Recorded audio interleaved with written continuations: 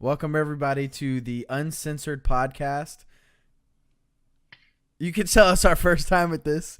We got Joseph laughing. We've got Green down here. So top this way. That's Joseph. We got Green. Socials are going to be right above me. If you guys want, go ahead and follow us there. Now, Wait, is that Green over here? No. Green's right here for me. Where am I pointing? Who's over here? That's our socials. Oh, hell yeah. You want to high five socials? You can't high five the socials. Wait. Who's above me? No one. Or below me? Green is. Hey, Green.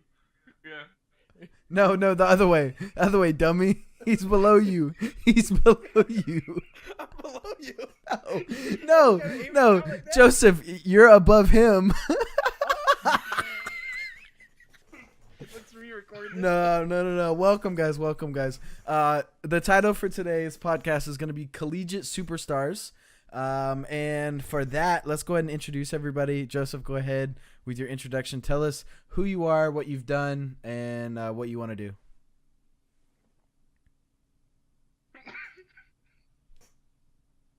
I'm TenthSin, other known as Joseph, if you want to call me that. I don't give a fuck.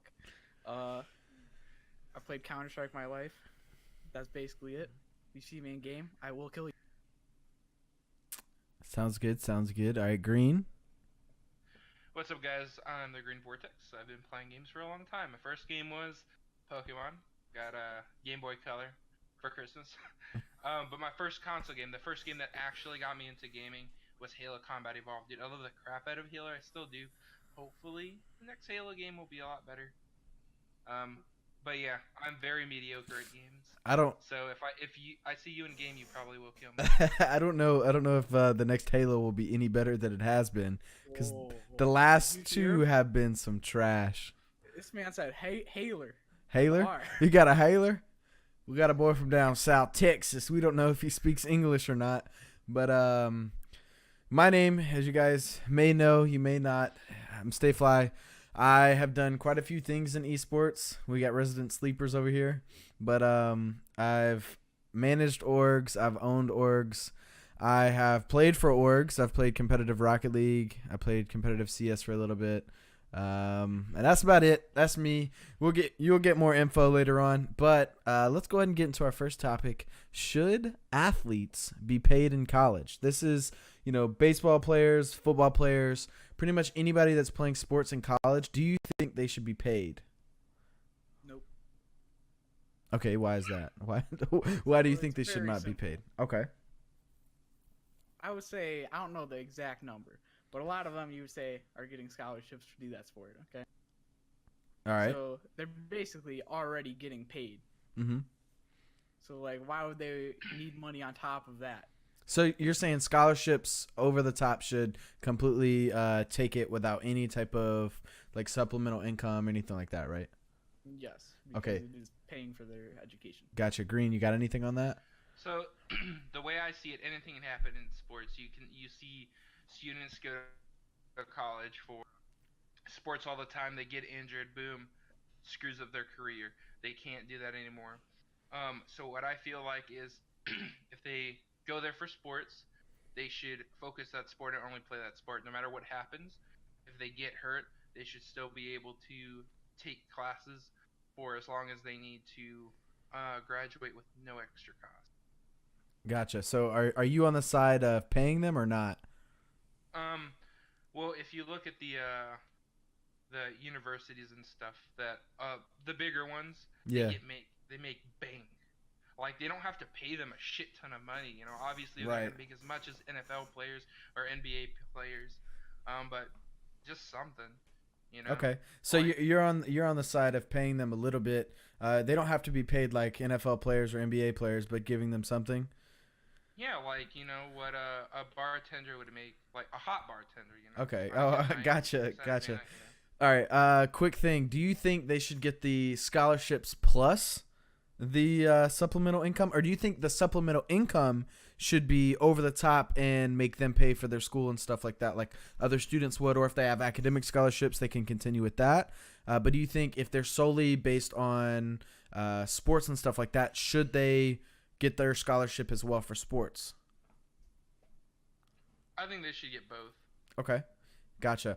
I'm on the side of paying players, but I think there needs to be a restructure of how scholarships are given out.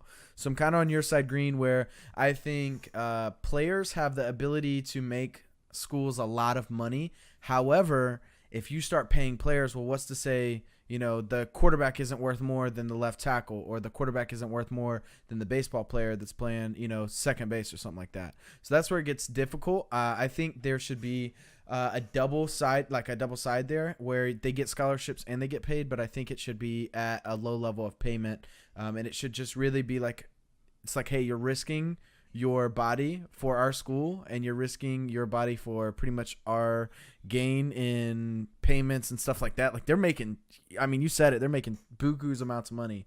I think it's a good way that schools could be like, hey, you're risking yourself for all of this. Maybe you do get injured and you don't get to go to the NFL or anything like that. So they could at least have a little bit of compensation. My biggest thing is that, if you think about it this way, is like, I could be playing baseball for any school, right? And then out of nowhere, my leg breaks. I don't know what happened. I had a tragic injury. My leg breaks. Well, they say, I'm sorry, you can't play baseball ever again because I got like a metal rod through my leg or something, and I can't really bend my knee.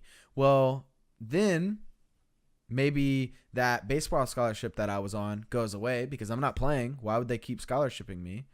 So I went to college on a baseball scholarship. I didn't get paid for anything. And then they were like, oh, yeah, you're injured now, so you're gone. So I don't think that's quite fair. I think there needs to be my whole thing is like, if you get injured, you should still either A, be able to go to college for the rest of the time without having any type of payment. Like, they should pay for your housing. They should literally pay for everything if you're playing sports. Or they should be paying you enough that whenever you're done playing sports because you lost your scholarship, as long as you can keep your grades up and stay in school, you should be able to pay for everything. That's kind of my idea about it.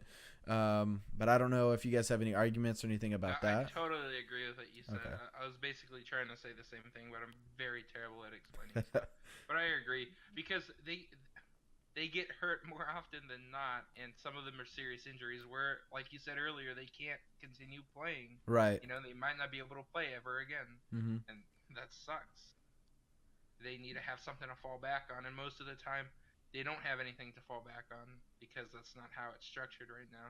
No, I agree with that completely. Like, the structure right now is like, either you're good at the sport that you play and you make it to the NBA or NFL, or you better be getting your grades up and stuff like that. I don't think there's a middle ground where they can say like, oh, you were a great college athlete. Maybe you did, you didn't make it to the pros, but it at least shows like, oh, you've got a decent start to your life because of how much you risked. And I think you made a great point. They do get hurt quite a bit. You see a lot of star college athletes get hurt and they don't make the NFL, or maybe they make the NFL, but they're not the same because they were never able to kind of reclaim that glory whenever they got back from their injury.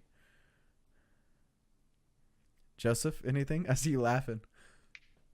I would. It's been very quiet. I sort of agree with that, but for the whole restructuring of the scholarships, if that happens, I would say if they're getting paid as well, so like getting paid as well as being on the scholarship, Right. The scholarship, I don't think it should take all of the money. No, I agree with you. Like, they would have to put up some as well. Yeah, no, I think that's fair. I think having them kind of like, they're almost investing into themselves at that point. Like, okay, we'll pay for books, housing, and partial tuition. And then the players are like, okay, I'm getting paid, this amount. I have to put this amount towards tuition and stuff like that. Then they feel like a regular student again. They don't get a lot of the things that they're getting now, which, at Auburn here, they get all kinds of stuff. Like, I'm not going to go into it because I've seen it firsthand. I had some roommates that were football players. It's a little bit different than most people think, so I understand why some people say they shouldn't be paid. But I think if you cut back on the extras that they give out, I think the payment could do a lot, and it would actually teach them like, hey, when you go to the NFL, when you go to the NBA, don't blow your money. You still need to pay for stuff. And I think that'd be like a smart way to do it, like in college, is like, hey, you're getting this amount of money, but if you blow it, you won't be able to pay for school. And then guess what? You're not playing on Saturday. You're on the bench, or you're not even on the team because you couldn't pay tuition. So I think that would be a good idea. And with that, let's get into, do you guys think that esports can make it in college? And do you think that esports players should be paid?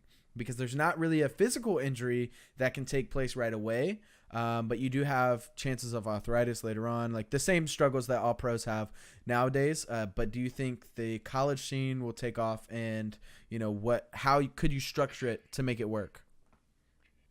I think the college scene has already taken off, really. I mean, you see League of Legends, I'm pretty sure Rocket League, and some You other got ones, CS:GO and Overwatch a little bit. Yeah. But, like, all their stuff, like, scholarships have been obviously popping up I've seen league scholarships for schools. And that makes sense. It's basically considered a sport. Right. It's not considered an e-sport, even though it isn't. We call it e-sport. Right. But I think money-wise, I think that's totally up to that team, in my opinion.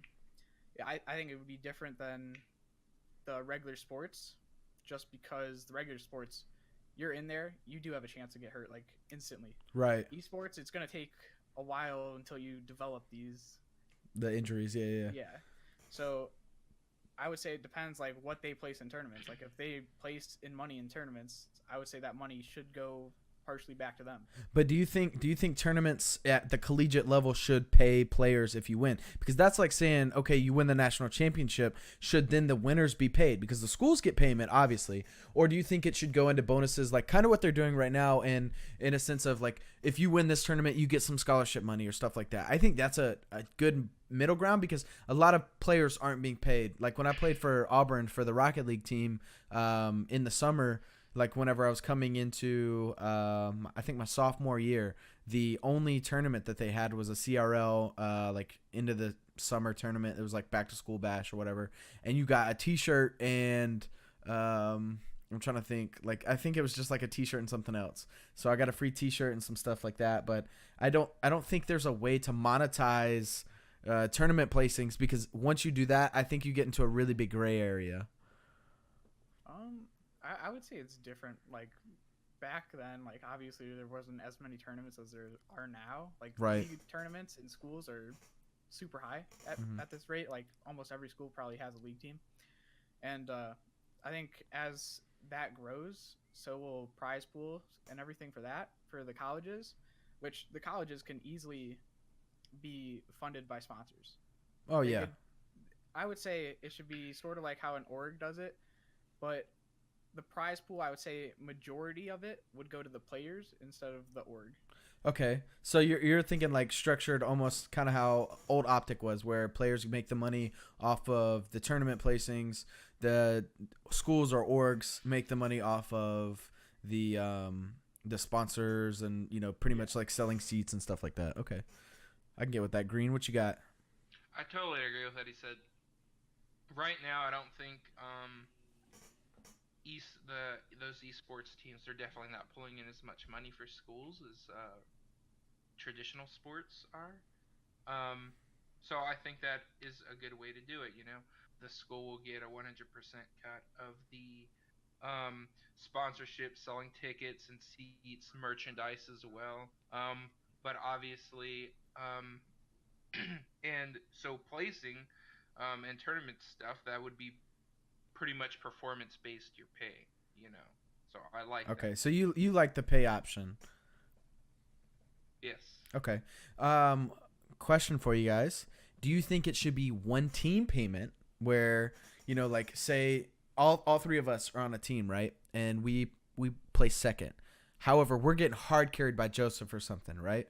So Joseph is just like destroying everybody in whatever game we're playing, and we're getting hard carried, but we're winning. So what's to say we aren't being helpful? Do you guys think that whole team should be paid? He takes our loot all the time whenever we play. He takes all the good stuff. The question is, do we say like, okay, we all get paid the exact same amount? Because if we don't, then what's to say like, okay, my role on the team, I may not be flashy. My role may just be to give good comms. Maybe I have to heal people, or whatever the game may be. Let's say Apex, for instance, right? If I'm a Bloodhound main, Joseph's a Wraith main, and you're a Lifeline, your main instance is to heal. So if you're healing the entire time and you don't have much damage, you don't have many kills, you're not a flashy player, people may think you're awful. But in terms of a team-based game, I feel like if you start doing that, that's where it gets in the gray area. And that's kind of what I was talking about with like regular sports. If you pay the quarterback more than the safety. Well, why should the safety come out and even play when he thinks he's just as valuable or just as important as the quarterback?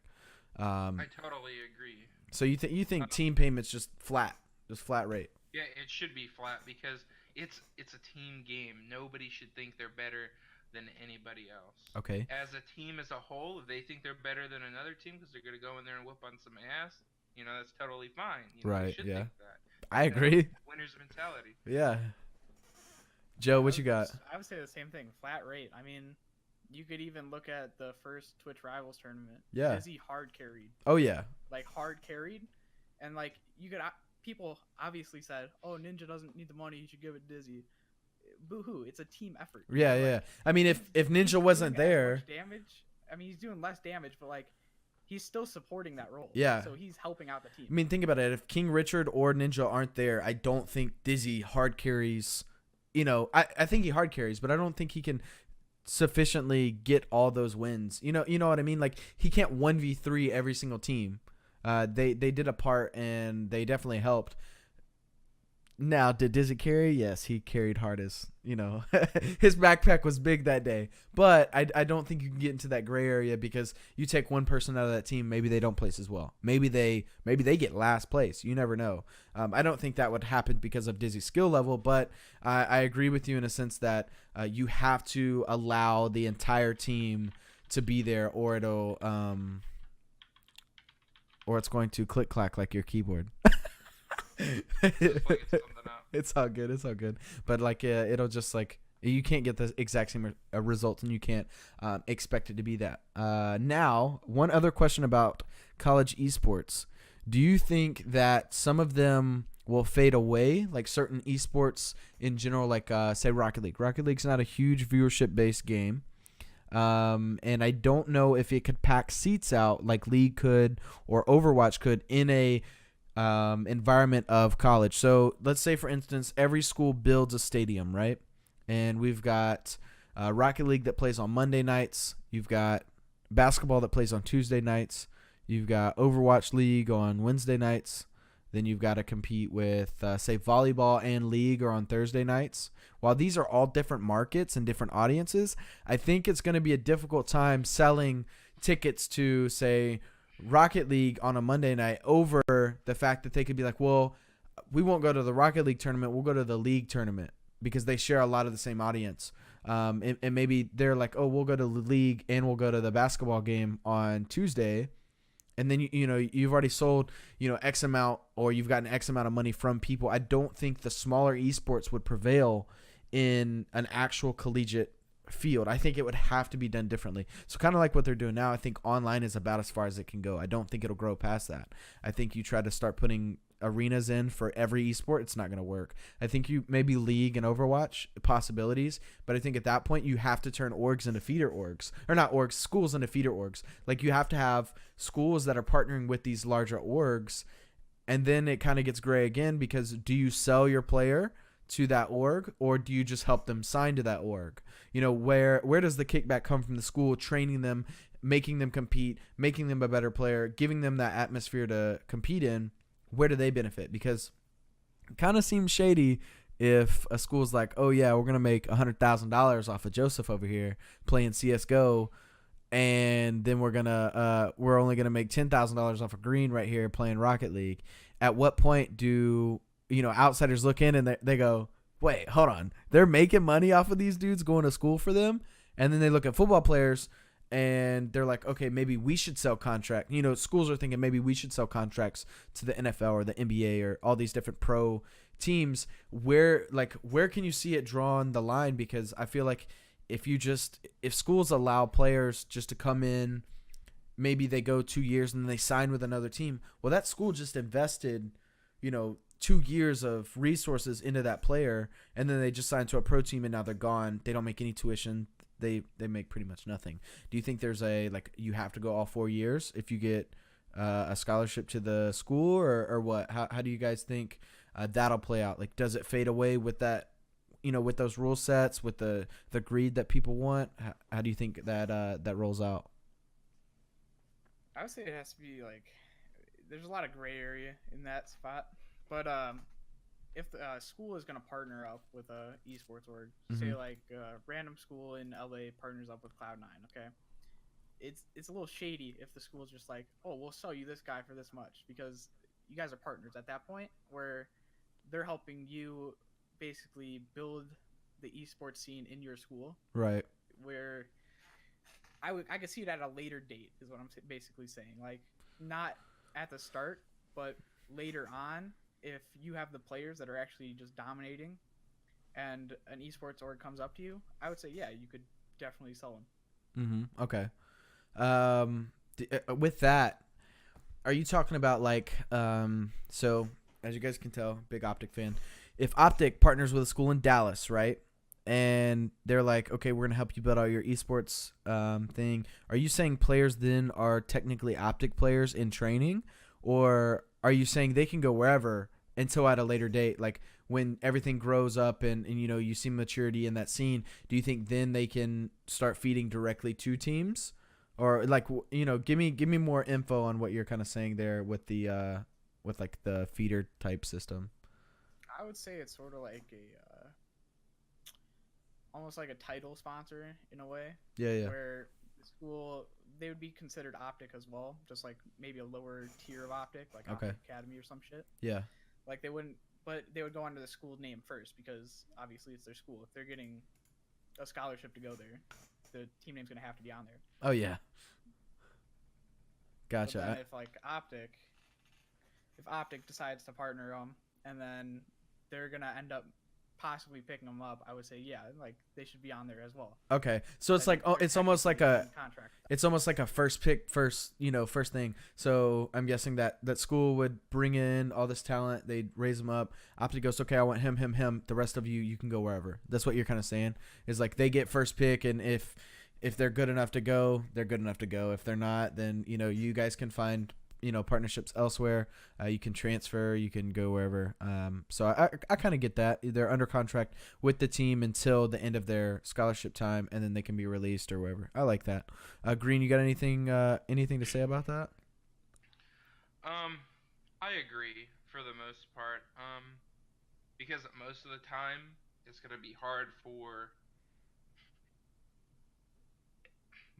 most of the time other organizations aren't going to go and reach out to like the majority of people, you know what I'm saying? Right. So if you have an organization partnered with the school and you have that relationship, that's really good. So why wouldn't you play with them for a set amount of time, and then if they want to keep you, they can keep you. If not, then be like, Gotcha. you can go look for something else that you like, if Yeah. not what they're looking for. Yeah. All right. Cool. All right. Now on to the next topic here. We really did kill esports in college, y'all. That was good.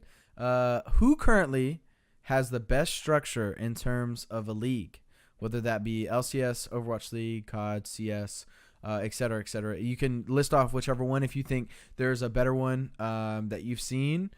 Or if you know one that's absolutely terrible, go ahead and throw that out. Who currently to you has the best structure? Personally, I would say it's a two-way tie on the top for me. Okay. I would say it would be League and Dota, because Okay. they're very similar games. Yeah. But the amount of money they have that they spend on tournaments is just insane. Like production value and everything. I would say right below those two would be Overwatch League, because the arena is just a whole panel of screen. Right. Worst one, Halo. Okay, yeah. I mean, that makes sense. You all saw seen the World Championship. Yeah. Yeah, that was pretty rough. Green, what you got for your best and your worst? I totally agree, dude. LCS is the best in my opinion. Okay. They spend so much money on the production value. It's there. They do so many things right. And it's just really popular right now. Gotcha. I also like how Counter-Strike does their tournaments and stuff as well. But they're not as flashy. Gotcha. But I just like how it's structured and everything. Right. I'm gonna disagree with both of you, because I think there's more potential in Overwatch League.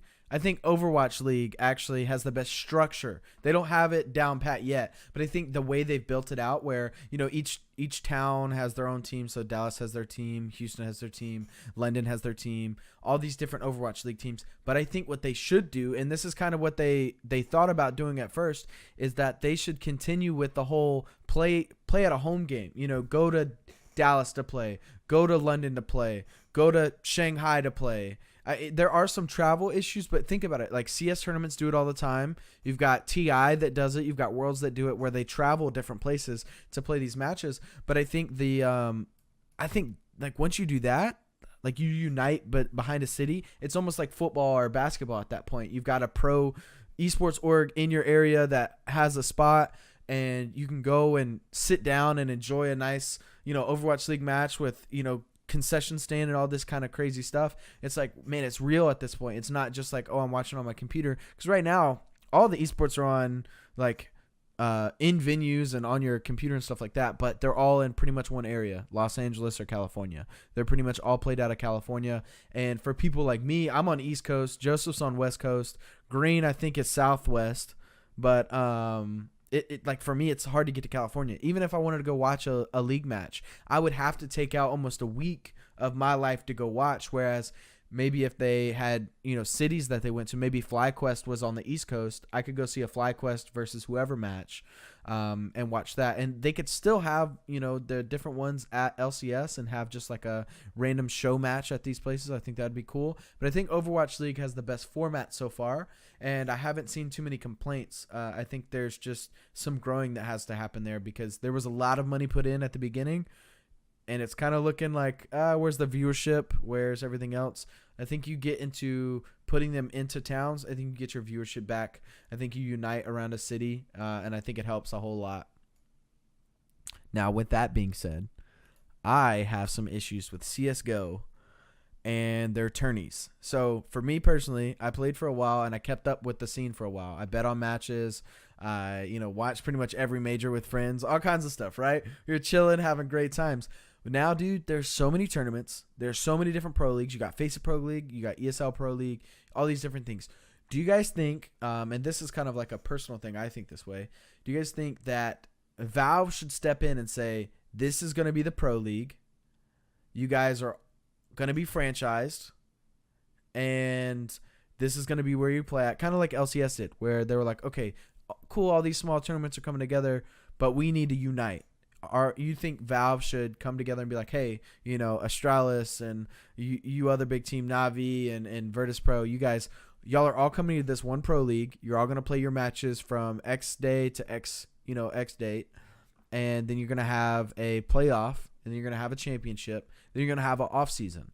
Because right now, think about CSGO. When do they ever have an off season? Never, because they've got IEM, then they've got majors, then they've got the pro league, and then, they've got another pro league they've got to play. You've got matches being forfeited because you got one team in this pro league, one team in this pro league, one team playing in qualifiers for this tournament, one team in qualifiers for that one. I think it would be an easier way of doing it if they just united and were just like, okay, ESL's running the pro league for this year and this year. They're going to do it from these dates to these dates. These are the teams that are involved. You can have qualifiers. I think that's cool. I think, maybe keep the major legends, keep them as like your already qualified spots in Pro League, and then you have the bottom 8 be fought for, or even franchise and make it larger. Maybe you go to 20 teams, because I think esports is at that point where you've got 20 to 30 teams that can kind of battle it out. Maybe you have the top 4 or 5 that are pretty obvious. But I think if you franchise out, I think it makes it a little easier, and you kind of structure after the NFL or baseball or wherever, and you have more games, and then you have a bigger off season. That way players can have free agency. They can go do whatever.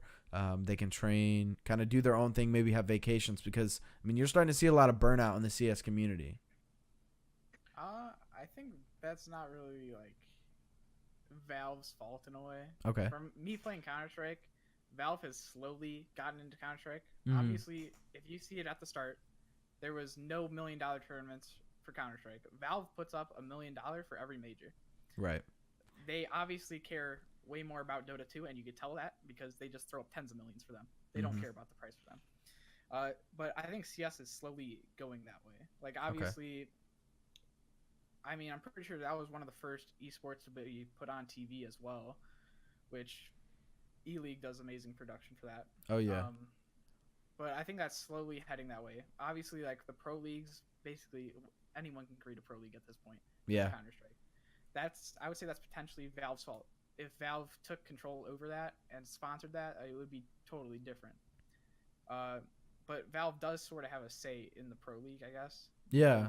They ban players and. Well, yeah, they can. I mean, they can tell tournament organizers, hey, you can't host the major if you play these teams or you allow these players to play in it. I get that completely. Do you think they should step in and say this is the tournament organizer? Maybe give it an E-League because they do have great protection, and they say you have to play in Atlanta at the E-League studio, and you have to house your players there, kind of like LCS did. Do you think that helps, or do you think that do you think that's not really where Valve will go because you see like the way that Dota has been done and crowdfunding with TI and stuff like that? I could see it helping, but it will never happen. Okay. Okay. That will never happen. Valve will never take control of Pro League, in my opinion. Do you think that's a good thing or a bad thing? I would say it's more hurting them. They hurt themselves more than anything, in my opinion. Okay. So I mean, you see it in like the gambling scene. Let's just pull up the gambling scene right now. All right. Viewership after that, boom, plummet. There's way less viewers on the games. Guess what? Because they couldn't gamble. Yeah. That's basically it. Now, I'm not saying this, but if you live in a state that has legal gambling, I mean, fuck it. Why not? It's like gambling on a sport at this point. Right.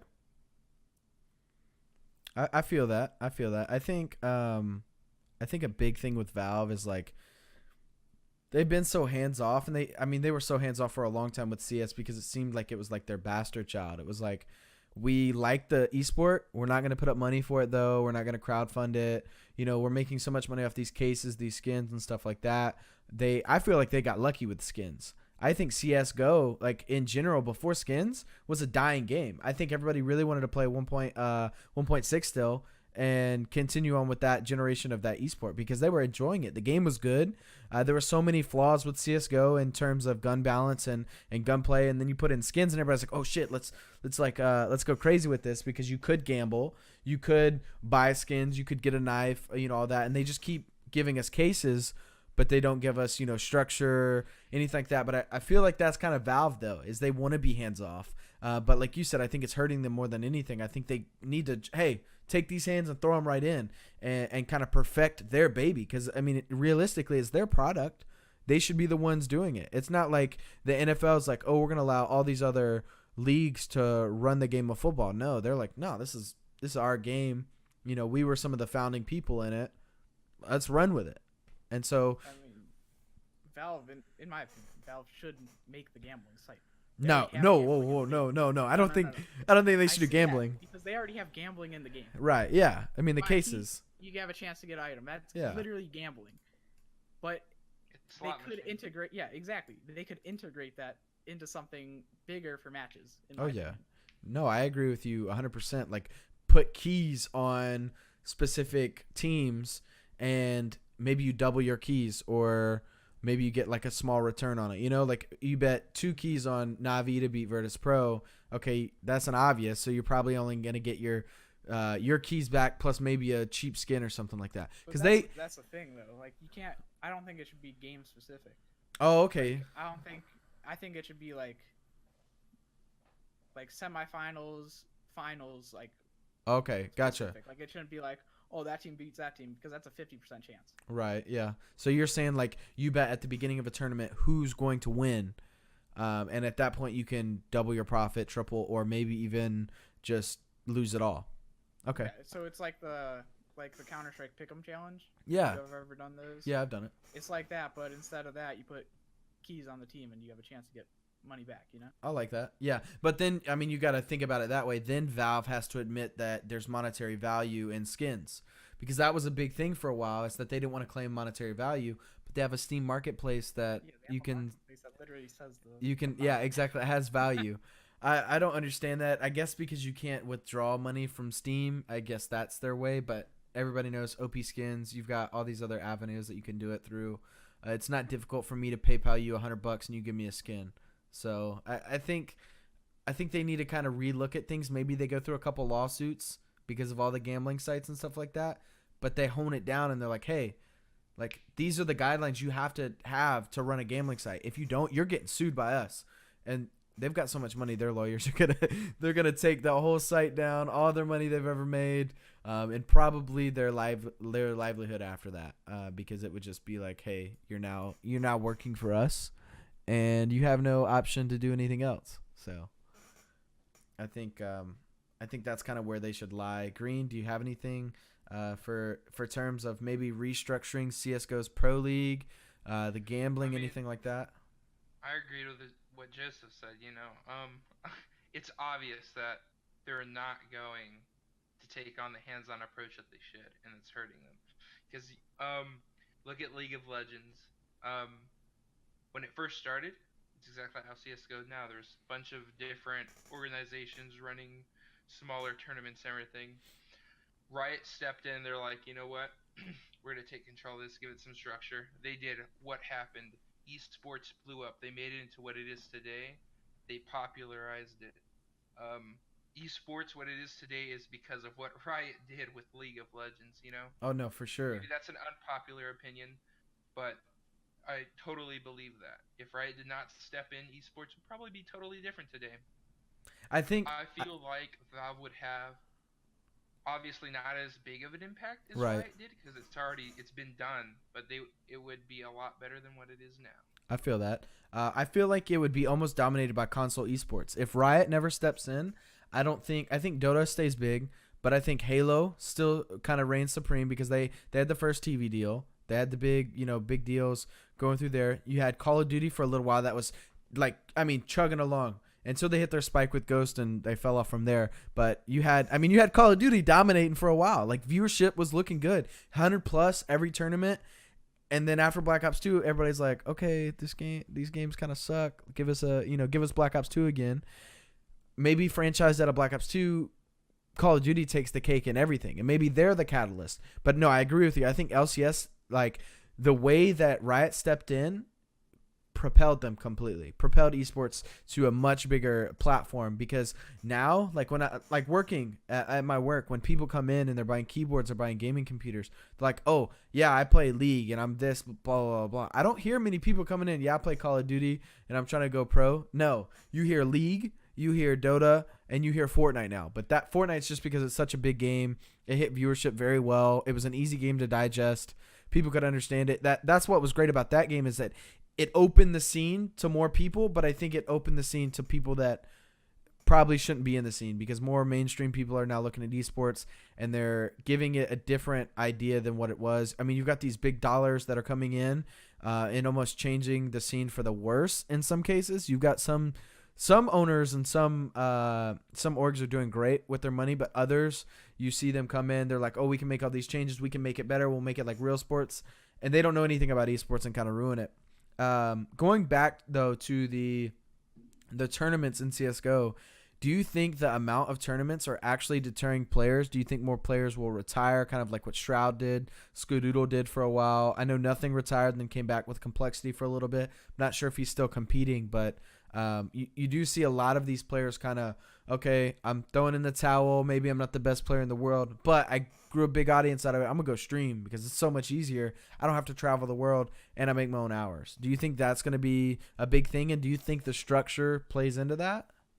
I totally agree, because they don't have a break. I mean, they're constantly playing these tournaments over and over again. How are they going to rest, take a break, play for fun? Even if you're a competitive player, there has to be times you take a break, just chill, play for some fun, Yeah, I mean, you have to. You're going to get tired of it. You're going to get bored. You're going to be like, I don't even like this game anymore. Why am I playing it? 100%. No, I agree with you. I would say it's actually a little different, because obviously there's competitive players. Like, they want to play all the time. Right. I mean, Shroud said it himself. He was never a competitor.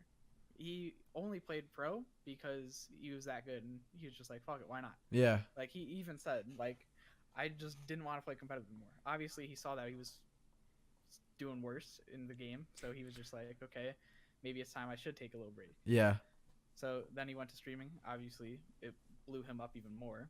Mm-hmm. But I don't think overplaying a game can really alter someone to like stop playing competitive in my opinion. Just because if you see the league players, for example, Right. they do like 6 hours of practice every single day, sometimes even more, sometimes even up to like 8. Mm-hmm. Okay, they get off that, they eat, they go stream for 8 more hours. Right. Yeah. They have their solo sessions.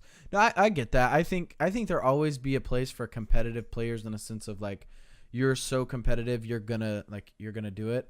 But you don't think that any burnout will actually take place with those players? You think it'll just mostly be like they lost their competitive drive, stuff like that? I would say age. Age? Okay. It depends what game you're playing, but age is definitely a big role just because like reaction time and everything. Oh yeah. Like if an 82-year-old tried to play Counter-Strike, good luck. Yeah, GG. They could have been playing their whole entire life. They get to 82, they're just not going to be quick enough. No, I get that. I get that completely. Well, how old do you think is too old while we're on this topic? 35. I think 35 is... 35 is too old? I think you can hold your own into your 30s. I think past that, you have to take a different role or you're not going to be able to like really keep up in a sense of like being a star. I think there's certain games that will be more available for older players, but I think Counter-Strike, League, games that rely on reaction time, microplay is going to be really determined on, you know, where that player stands up with their body, how well they took care of themselves. Maybe they stared at a computer screen for way too long and their eyes are killing them at 30 and they can't make it at 35. But I think there will be some esports that'll be okay. You've got esports like Rocket League and some of the non-FPS type games where reaction time is important, but I think you can kind of get away with it with smarter brains and stuff like that. Because I don't know if you guys know this, but in Rocket League we had a guy named Gibbs who is now a caster. He's a father of a little baby and a husband and had a full-time job at the time. But he was like 30 something playing Rocket League at a pro level and won a world championship. He wasn't the one playing in it because he had other duties, but he took them there. Like he played with them all the way there. I think that's still possible in a sense, but I don't know if FPS games you could get past about 33, 34. I think your eyes start giving in. I think your reaction times really declined, and I don't think you can play a support enough role to just say like, okay, I'm done. I know Taz is out there doing it, but I think that's a standout, not really like a. You can't be the rule if you're the only one doing it, you know? Yeah, I would agree with that. I would say a little younger, to be honest. I'd say like 32. Okay. At that point, like, that's when you should just call it, become a streamer. Yeah. Because basically, you've already grown enough in that game to be like, okay, so if you're streaming that game, people will come no matter what. You're a professional player. You can give tips and shit, coaching, all that fun stuff. And then during that, you're building your brand up, which can help you with other stuffs and set your future, basically. Oh, yeah. All right. With that being the case, we're talking about streamers here. Let's get into, this will be the controversial topic of the podcast. Everybody's been waiting on it. Who's your favorite streamer? Why? And then we'll get into the juiciness. StayFly. Okay. Quit lying, Good quit one. lying, buddy. Good one. Okay. Summit 1G, hands down. Okay. Why is that? Yeah, why is that? It's just his personality, you know. He's not. I don't want. He's not fake. I'm not saying other streamers are fake, but he's just always him. There's some, yeah. There are definitely some that put on it, not just a show in a sense of like being a character, but are completely different person. They changed their whole personality with some. But events. you know what I mean. He's himself all the time. You know, if he doesn't like playing a game, he'll be like, "Fuck it, let's play something else." Yeah. He switches right there, right on stream. And he'll punch a monitor out of nowhere, like. Yeah, dude, he's like. Some smash, baby. Yeah, dude. You know, accidentally molly himself in a tournament game. You know, like. One of the best clips. Yeah, no, one of the best clips, honestly, was him punching that monitor and the memes that came out of that. I think Summit actually had a really good chance of still being pro. I think he kind of, like, he didn't really want to continue to be a meme. Exactly. Yeah. And that's what it was. I think he was like, I'm a meme now. I need to just hang it up. He knew he was a literally burned streamer. himself out on the game. Yeah, I mean, he knew he was a streamer. That's what he had been for a while. Taking it back to like DayZ when he really blew up, and 1.6 when he was playing, or early Go, I think it was when he was playing tournaments. Like that's when he grew, and I think that's his core. Like he likes to be good at games and likes to be competitive. But I think he knows himself. Like if I really want longevity, let me continue to stream and let me not try to put in countless of hours into one game that I end up getting burnt out on. Because you see him now. He played Apex for a long time. What is he back on now? Sea of Thieves. He's really enjoying that game. So I think that's really cool about him. He does keep it real. He'll play what he wants to play. He doesn't give a fuck about chat. He's like, yo, y'all are spamming up being stupid. Banned, or sub-only mode. You know, like, he doesn't care. I've seen him ban mods before, so. He has thousands of viewers and thousands of people active in his chat. He responds to people in his chat. I'm not talking about just donations and subscribers. He will look at his chat, see what they're talking about, and comment on them.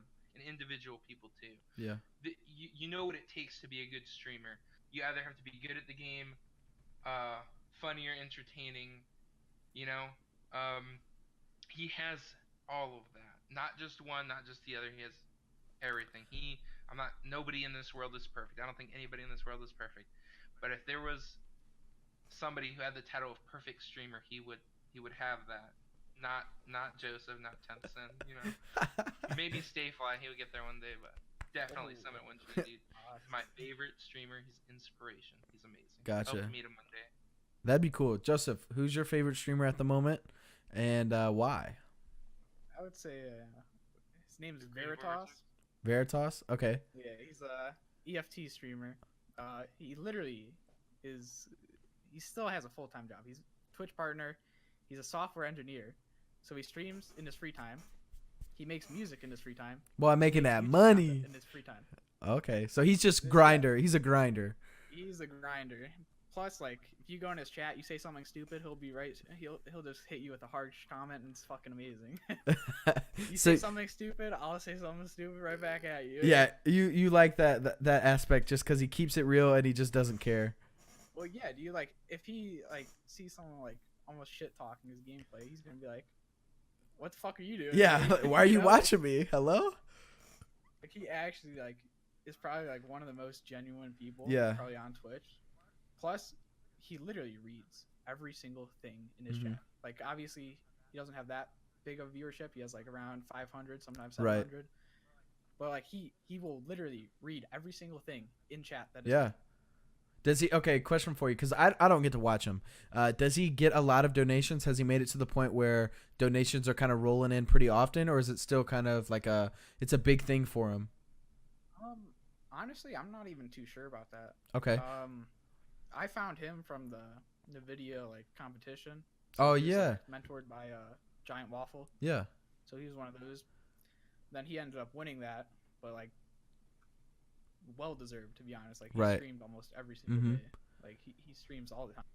Gotcha. Do you think that could be a catalyst for anybody getting either? Okay, this kind of be like a different topic, but do you guys think that one host or one raid can kind of change somebody's streaming career? Like, say for instance, Summit 1G hosts you, Green, and his chat just pops off and likes you. Do you think that itself can be enough, or do you think there has to be a lot of work going past that?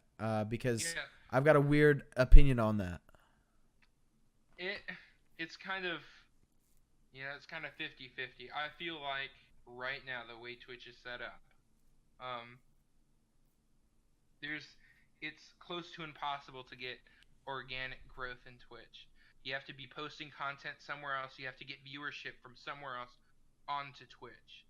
You have post content either on Twitter, YouTube, Instagram. You have to get your viewers from those sites. People scrolling down to the bottom of, let's say I'm playing CS:GO, and somebody's gonna scroll to the bottom and like, oh look, this guy has 2 viewers. I'm gonna click him. He's a good-looking guy with glasses. Right. I mean, I've had a couple of those viewers before. You know what I'm saying? But dude, nobody's gonna do that. So 100% that would help. I would have to do some work to keep those viewers. They ain't just gonna stay. They have to like you. I agree with you. Honestly, I think larger streamers should do that more often. Now, I know it's difficult because you don't want your brand associated with whoever you host, right? Or whoever you raid. Because at some point, people are going to take a look and be like, why did he host this person? They were being racist later on. Maybe you didn't know as a streamer, like, oh my gosh, this guy's going to drop the N-bomb 3 times in a row after he gets killed. You never know that as a big streamer, but I think it would help a lot in Twitch in general. Not in a sense of helping that streamer out, because they're not going to gain anything from hosting a small streamer. But I do think it'll help the platform out. If Ninja goes and hosts somebody with 0 viewers, and say he hosts help Ninja too. Exactly, because people are going to love it. They're going to be like, oh my gosh, he just hosted nobody and made this guy's day. Well, that guy, maybe he only retains like 10%, but 10% of 80,000? It's a lot. That's a lot of people. Even if they only follow and they only stick around a couple times, it takes him from 0 viewers to maybe 5. And then from 5, he can grow to 7 because he's making YouTube content. Because I do agree with you. There has to be content outside of Twitch. There's no way to grow. There's no Explore tab. They've been trying to do it on mobile, but let's be real. None of us are being put on the Explore tab because they're only putting those streamers that are within that 25 to 30 viewer category that think they can catapult. That's fine and dandy, but we all know who those streamers are. They're not us. They're not going to be us. I think that's the issue with bigger streamers hosting smaller people, because whether they like it or not, whoever they host is going to be associated with their brand. Yeah. Like, it would make sense if they had seen the viewer before they know them. You can argue that it's like, hey, why don't you go watch some smaller streamers every now and then and see how they are, and maybe you'll find somebody you like and host them. But it's hard for bigger streamers to have that kind of free time. You can't expect it. I agree, but I think that's why I think they don't go and do that. I think at the same time, if you are at the top of your community and you don't take the time to look at your community as a whole, like maybe you just look at one of your mods. Maybe one of your mods streams in his spare time and he decides to be streaming one day and you notice he's not in chat. Well, where is he at? He streams. Why not host him? I think there's too much of this like sharing wealth at the top, which is, it's how the government works. It's how wealth works in general. You feed people that are already up top, because when they grow, you grow, kind of thing.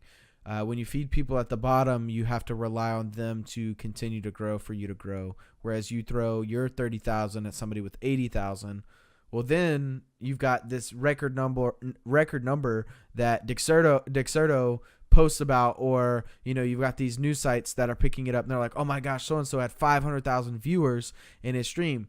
Well, then somebody that's like, oh, I like video games, I'd want to watch somebody. Maybe they never heard of Twitch. They do grow, but I think that more growth can come as a whole from hosting down the ladder. So instead of Ninja hosting Shroud and Shroud hosting Dizzy and Dizzy hosting Summit, and like all these top streamers that are hosting each other, or Tim playing with Courage and Courage playing with Scissors, and all these like really big Fortnite players all playing together, or all these big Apex players playing together, maybe go down the ladder a little bit.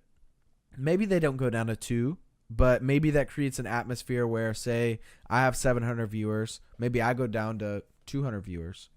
Well, then maybe that 200 viewers goes down to the 20 viewers. Like you create this mentality like, hey, it's cool to host somebody lower than you.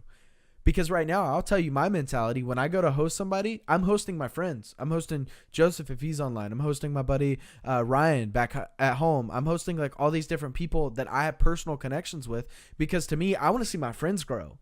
I'm not going to go and Joseph when he's offline. Exactly. Even when he's offline on accident.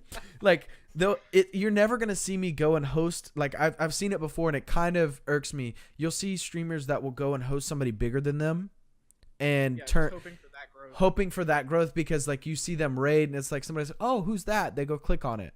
Like, okay, that's cool, but you're almost self-promoting in a sense that way. I think self-promotion lower than you is perfectly okay. I think self-promotion in a sense of me rating you, Joseph, we probably share most of the same audience anyways. I think I looked at my Twitch analytics. We share about the same audience because we play together so much, and most of our friends trickle to the other place because we stream a lot together. But in a sense of me hosting my buddy from back home, that's only going to help him. And yes, we may both grow from it. Why should I host somebody larger than me to try to get a trickle down from them when I can just host my buddy and make his day rather than only being self-promoted and only self-gain? Because I think that's what a lot of small streamers do right now. And I think, yeah, it does help them grow, but I think it's a terrible way to do it. It's almost like posting your link in somebody's chat and be like, hey, come follow, or posting on YouTube like, oh yeah, this was a great video. And I am an aspiring YouTuber, so if you guys could check my channel, like, don't do that. Like, don't host these larger streamers because it pops up on their stream and says you rated them for 12 viewers and you hope they'll raid you back one day. Like, create the conversation some else way. You know, maybe become friends with them, make a connection. That's my personal opinion on it. I don't think it's, you know, the holy grail, but I do think promoting yourself to your friends and letting your friends promote you is better than you promoting on somebody else's stream in a way that, no, it doesn't look like self-promotion, but it definitely is. Like, everybody knows it. Like, I would personally say there's two good examples of, like, sort of like the tier list. Mm-hmm. But I would say Josh OG is one of them. Okay. Just because the whole Ducks Fly Together. And he created a Twitch team, which he adds people to it. They go through a form. He will look at their content. If he sees some good, he'll add them on there. Yeah. If he goes offline on stream, fuck it, he might host you. You know. Same with Tim Tapman. He does that same thing. He has a Tapman Army team on Twitch. He'll go scroll through there when he's done, or he'll host fucking Ninja. But yeah. I mean, he's got to get some kickback from Ninja. He gets memed about in his channel quite a bit. But I feel you. Like the stream teams, I think, are really big for some of these streamers, and some of the smaller ones that are in those. Like, maybe they don't see it right away, but one host. That's all it takes. One host. I agree. I And would if you say want to, it depends. I think if your quality is there, and you engage when you get the opportunity, I think that opportunity can catapult you. I think it takes one opportunity. It's a rare chance. It's a rare chance for one host to do it. Okay. Like, I mean, Co-Carnage, he got hosted by I think it was Summit that hosted him. Yeah. And now look at him, you know. Yeah, but that's because he also grinded after that point. I think it does take a grind after it, but I think some people think it's instant success, you know. Yeah, I mean, that's not gonna happen. You're not gonna go from 2 viewers to 700 one day because Ninja hosted you for a couple thousand. No, you're gonna have to grind. You may get up to like 30 the next day, but if you put in that same grind, you interact the same exact way, you have that same high energy. Yeah, you'll keep going. I agree. And if you want self-promotion, rather than spending your raid on somebody who isn't your friend, get a bomb-ass subscriber emote. Use that emote in other people's chat. All right? Let people be like, that's a cool emote. Where do you get it? So you're saying go the emote route and just emote all the time in people's chats. I used to do that. Not emote all the time. Just sprinkle it in there. Yo, when I was... do that too, man. Yeah, My logo, I just spam my logo in everyone's chat. When I was partnered, I'd go use my emotes instead of the people's that I was subscribed to. I'd be like, yo, check out my emote. Don't use this lames. I think I got like 1 subscriber out of that because they were like, yo, that's sick. Let me get that. And I was like, subscribe for $5.99.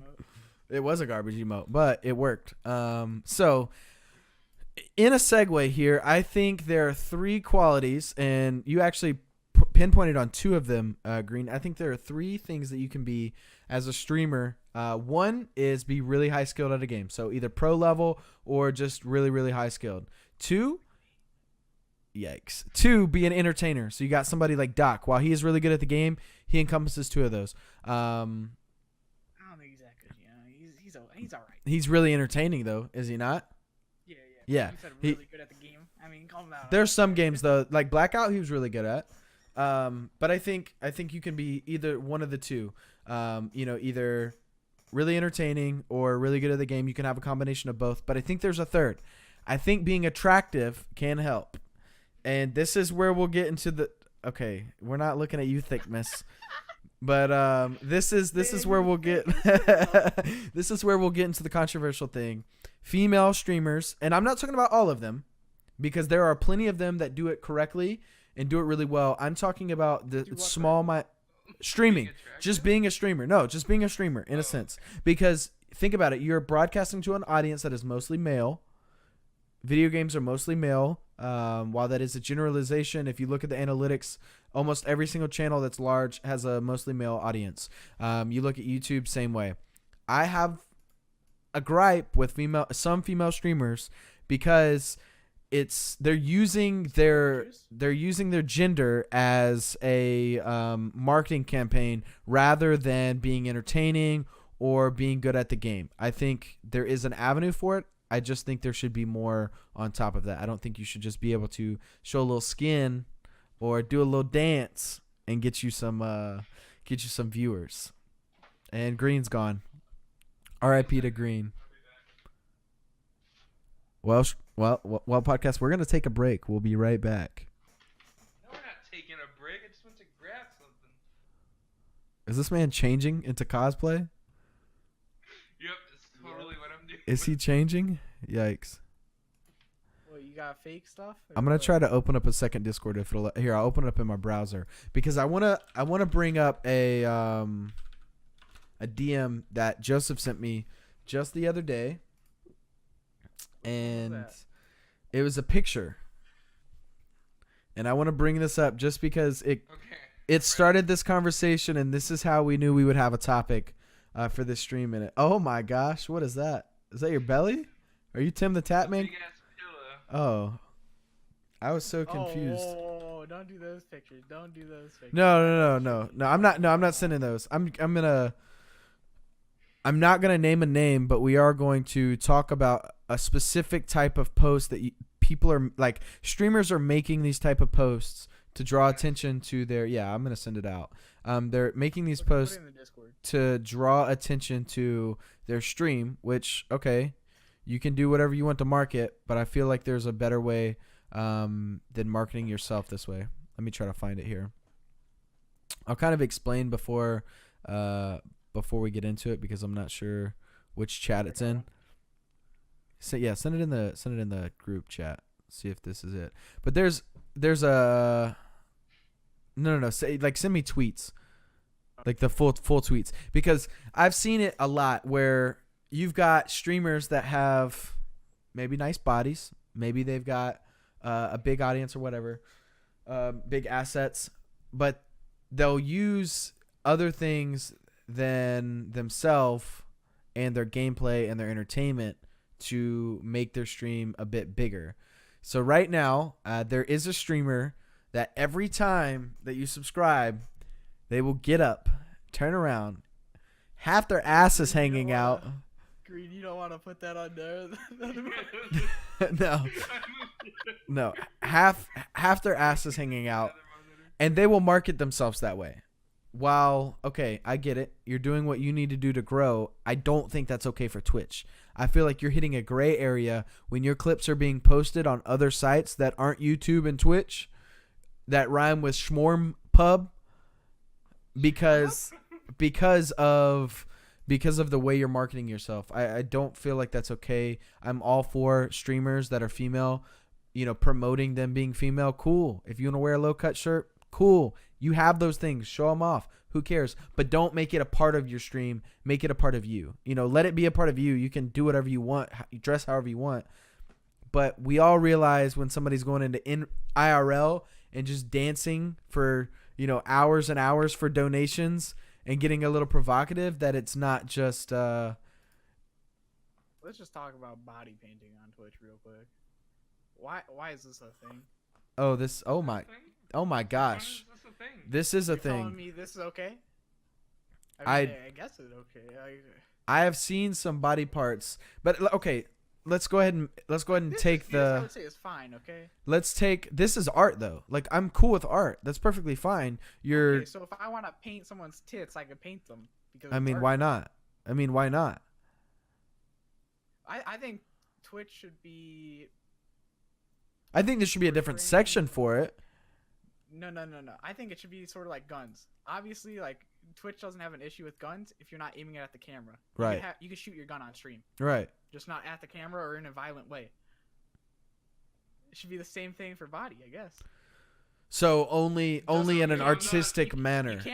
You can't be using it in a sexual way. So if I'm not, you can't just whip out your cock and be like, "Oh my god, look how big it is." That's fucking weird. Well, you're not gonna see. You're not gonna see people do that though. That's the thing, and you're not gonna. Nobody's gonna go to the end and be like, okay, I'm pulling out a titty this stream because you guys donated so much. You know what I mean? Like, Hey, you never know. nobody's doing that. But I have seen some questionable, dude. No, and that's where I was going. You've seen some questionable actions where you have private Snapchats, private Patreons for subscribers. You're using See, I think that's fucked up. that is That super should not fucked be a up. thing. That should not be a thing at all. I Oh think my god, you guys sub to me, I'll give you some free Patreons. Like, no, that kills me. That kills me because if you're using your body in that manner, because that's I don't even really want to get onto that topic because that's such a different avenue than what Twitch is supposed to be, because you're taking it from being about video games Bro. or maybe in real life to taking it to a different if you're, like, context. getting money from your body, you're a fucking whore, okay? I'm saying it. Like, Or a if model. any Twitch streamer, bro, Or a model. It could be a model. Model is a profession. They're not fucking Porn posing stars are nudes for profession. 15-year-old. But that's different. That's different because that's an actual job. They're on Twitch, a live streaming thing for basically was for video games, IRL. Sure, you want to rewrite the rules? Go ahead. IRL, fucking porn. Who gives a shit, right? Right, but I think, and see, that's where you get into the gray area because there's nothing keeping 15-year-olds, 12-year-olds from the getting thing. on Twitch. And as soon as you allow it to go mainstream, all it takes is one streamer, and we all know that streamer we're talking about rhymes with Michi. All it takes is that one streamer to be a little bit more provocative. Yeah. They be a little more provocative, and you've got a news article picking it up. Well, there's 12-year-olds watching this. Why are you letting your kids watch Twitch? Okay, well then viewership for Ninja goes down. Twitch could do what Jewel does. If you go on Jewel's website, which don't smoke, boys, but if you go on there, they take a picture of your ID. You gotta send it in if you want to buy online. Twitch could do that same thing, except they fucking won't. Well, no, They could. they should. And now only the people that, if you don't send in your ID, they're gonna assume you're under that age. No. So you can't go to the streets. I think that's fair, and I There you think that would also allow Twitch to market to other audiences other than just, just gamers that are like 15, 16, because realistically that's where your viewership is coming from, is like 16 to 21, right? So you do have that age gap that's in there. Okay, cool. You can do whatever you want in your spare time. But however, when I'm going to Twitch, I'm wanting to watch video games. I'm not going to watch, some top streamer on the front page that's got 30,000 viewers because she stands up and writes on her little marker board and bends over. Like, You need a demonstration? you would like a demonstration? Yeah, Let me yeah, get my demonstration. let me get my I don't know whiteboard. what Hold you're on. talking Let me about, get my whiteboard. honestly. I got you guys. Live demonstration. All right. So I'm streaming, right? This is my background. We're gonna pretend like Yeah, this is scoot my it back a background. little more. Yeah. I got you. Let me turn this way. All right. So I'm gaming, right? I'm like, oh yeah, we're killing it. You just got a $50 donation. Whoa! Yo, thank you, Joseph, for subscribing and giving me that $50 for my my goal here. But I mean, camera would have to be more turned. I can't get into the position just because of where my camera's at. But we all know Turn that camera. there's more body being shown than what really Say some needs to be. Say some names. Say some names. I'm not naming any names, man. All right. If Rhyme you're- the names, give some rhyming words. Look, if you're turning around in your stream to pin something on a board or write something and you're bending over or your half your ass is hanging out, that's not okay. That's not Twitch. It ain't okay. That's not video games. That's not in real life. That's cams. What is that site called? Whatever that webcam one is. Chatterbait. Yeah, it's not Chatterbait, bro. Like that's not what we're about here on Twitch. And that kills me that we've, like, as a community, we've, like, Dude, there's been last- people that fight back about it, but you fight back about it, you say something, you're getting yelled at or you're getting like hate for no reason. When all you want is the same platform that you've been on to stay the same platform. You don't want, it turning into like 8 different things. Like, I don't want to go on Twitch and be streaming and have to compete with somebody that's literally whoring out by shaking their ass on camera. Like, I can't do that. There's nothing I can do. Good, but I think you'd lose viewers. Exactly. And there's not, let's be honest, there's not many things that guys can do to sexually attract a woman to their page, but it's very easily for a woman to attract. We're not allowed a to man. take our shirts off anymore, right? No, you can't show I a think nipple. They reverted that actually. Can you? You can show nipple now? I believe so. Shit, dude. I get like hundreds of viewers. Maybe. You might get hundreds of viewers if you do like a dancing stream, but I don't think it'll be the viewers you want. Oh, that's true. You could be like an underrated Greek god. Could I be. think a lot of people's biggest issue with those kinds of streamers, the female streamers that do that kind of stuff, is that they feel like other viewers are being taken away from them. But what StayFly is saying is that it's just you're changing the community of Twitch Yeah. to something else, and you want it to stay the same. And I agree with that. And if you feel that viewers are being taken away from you, do you really want those viewers? Like, honestly, Well- they're probably those types of viewers are probably people that would never come and watch you anyway. Yeah, I don't think viewers are being taken from anybody for those streams. I think it's just being open to a different platform, because okay, let's be real. Kids who haven't discovered porn yet. Exactly. You've got some young kids that can get on Twitch, and you also have some older people that can get on Twitch. So maybe you have this guy that's 50 and he hops on Twitch to watch this female that's 18 who will dance for him if he throws money at her. And okay, cool. Pointing at StayFly? No, he's pointing at you. He's pointing at you. Oh, I see him pointing at you. So like you've got these people that can like do all this, and so you turn a stream from like a 12-year-old, maybe he's watching a girl shake her butt, cool. But when so and so donates, she does something else. You then give him a different. I'll do the sub notification. No reenactments. Stop it. Jonathan has just subscribed. I hate you so much. That's really good though. That's gonna be it. We're gonna cut it on that. No. We're gonna cut it on that. Unless you guys have. Put it out there. Let's be honest. None of us have problems with the females doing that. We're just saying there should be a different rule set. Yes. Yeah. No. So you would have to show your ID. I think Twitch should adopt the quote-unquote demonetization of YouTube. Yeah. Instead, have it show ID for those, or have it be somewhat restricted for those channels to get viewers. It should be. It honestly should be. And I think that's a good medium. Like, I'm not saying all these streamers have to be off the platform. I don't care. There's plenty of female streamers that are doing it right. There's plenty of them that are. Somehow. I mean, I'm with it. Like, it's your hustle. Do it. Like, grind it out. But I just don't think it should be in the way it is right now. I think there should be some guidelines, some set rules, stuff like that. I do have one question though. Yeah. For Joseph mainly, if you were a female, would you be doing those same things to get viewers? It would depend. I would. Okay, you were a moderately attractive female.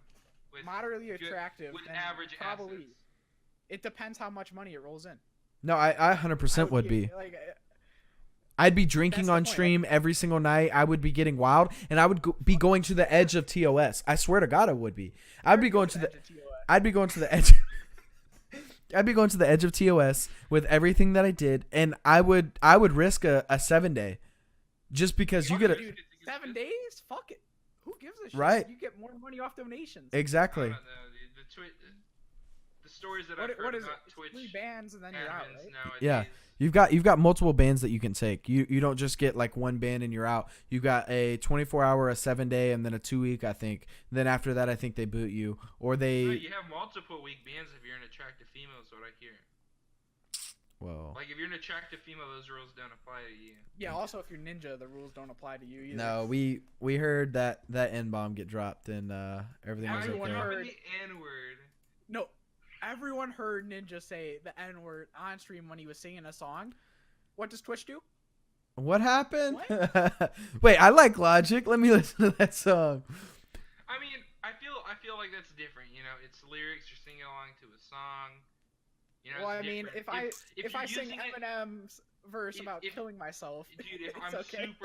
if I'm super upset at you, and for some reason I'm using the term if I'm using the word in a derogatory way, that's when it should count as a. But Well, then I if don't. If I wanted to say I that don't. word, then I could literally just put up a song and start singing it. Right. No, see, look, I think you get into a really gray area because you've got people that will not be okay with that word being used. Think about it. I live in Alabama. If I just walk around singing that, even if it's in a song, if I walk around dropping the N-bomb in some songs, it don't matter. Me and Dude, Chirac, yeah, exactly. I grew up literally in Project A housing, which is like the hood. Like you don't do that. Like no matter what. I had friends that were all black. I grew up with a lot of black people. They may have called me that word, but I tell you what, there was never once a day in my life where I was like, yeah, I'm about to drop it because I'm cool with these You're people. about to drop the Nintendo 64. The Nintendo or 64. That's what I'm saying. Like, you just don't do it. So I think you don't allow streamers to, no matter what instance, you can say like, oh yeah, he was singing a song. It's okay. We'll let it fly. No. You get a 7-day and you should be put on like a final notice. Like, you should have, if you have any other instance within 6 months, you should be banned because that's not okay. This is not okay at all in any instance. I think if somebody's being racial towards a white person, towards a Latino I think it person, depends on the anybody. word, to be honest, like if I say something like let's take God, who said it? Someone said a homophobic slur on Twitch. Who was that? Deadmau5? No. Deadmau5. Yeah. No. Was it? I think so. Yeah. He said, here, I'll type it in the DM. He said that. Yeah. Is that what you're talking about? Yeah, I think that should be allowed. Okay. Fine. Who cares? It's a word. Wait, what? That I'm not. He wasn't really. It depends how you use it. Let's be honest. But how is that? Yeah, that's exactly what I was saying. How is that? Depends how you use the word. So okay, so you're saying other than racial slurs, words like that should be okay. Yes, absolutely. I think that's a real gray area. I think it's a gray That's area. one of my beliefs. Like, if you say that's one of your beliefs, what's Twitch gonna do?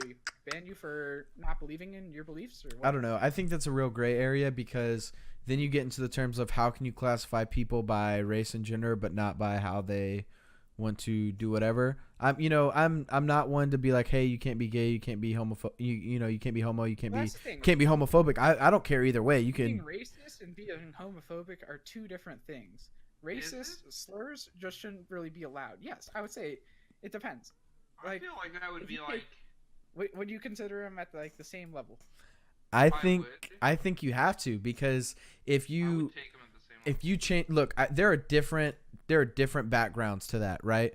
You have let's just take black and white for instance, right? African Americans and regular everyday white Americans, right? You've got two completely different backgrounds between them and gay people and straight people for ages, right?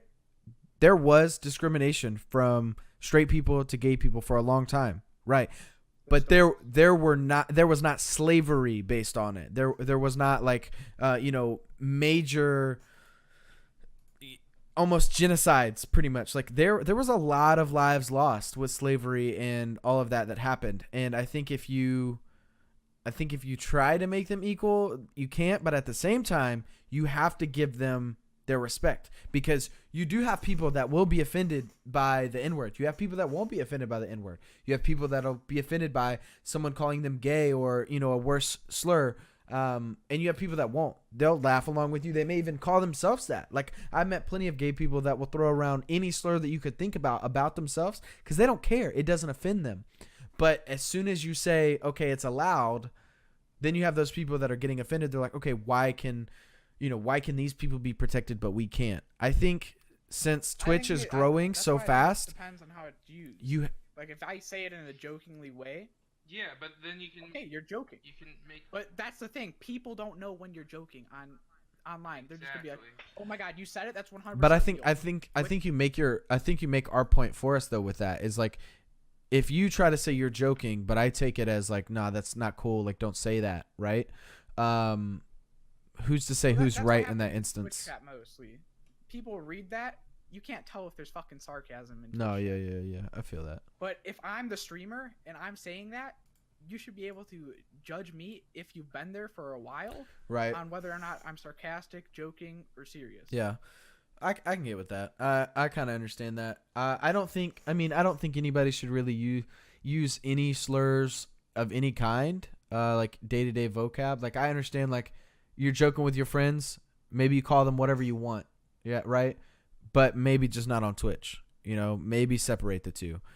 It is what it is. Either way, that's going to do it for the podcast, guys. If you have any goodbyes, say them now. You can plug your socials, let everybody know. But that's going to conclude the podcast for today. Twitch.tv/TenthSin. If you roast me, I will roast you right back. I don't need to plug my streamer or anything. I just want to say, Summit1G, if you see this video and you want to play a game with me, just hit me up in the DMs anytime, alright? You're cracking me up. Know your channel, dude. You got to plug. Oh, yeah. Twitch.tv/TheGreenVortex. Get in contact with him. All right, guys. StayFly again. Twitch.tv/StayFlyJW. It's StayFlyJW across all socials. Also, I forgot to give my favorite streamer because we talked about female streamers. My favorite streamer at the moment has to be the one and only Dizzy. No, it's Dizzy. I think he's just really good. I like watching him. I'm all about gameplay. I don't care if you're entertaining. I like watching the doc, but I like watching Shroud and I like watching Dizzy just because I'm like in awe. I'm watching them like, wow, these dudes are crazy. But that'll do it, guys. We'll see you in the next podcast, baby. All right, bye.